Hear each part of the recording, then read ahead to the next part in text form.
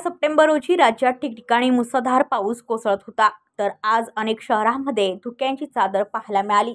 रत्नागिरी जिल्ह्यातील अनेक खेडेगावांमध्ये आज दाट धुके पाहायला मिळाले, त्यामुळे थंडीचा गारवा देखील जाणवला।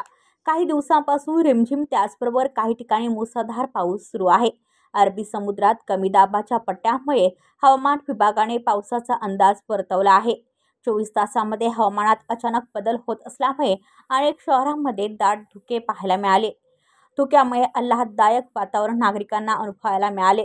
कोकणातला निसर्ग धुक्याच्या जोडीने पहरताना दिसला। ब्युरो रिपोर्ट रत्नागिरी, पनवेल वार्ता न्यूज। आपल्या परिसरातील बातम्या आमच्यापर्यंत पोहोचवण्यासाठी स्क्रीनवर दिलेल्या क्रमांकावर संपर्क साधू शकता। दूरध्वनी क्रमांक 8652414343।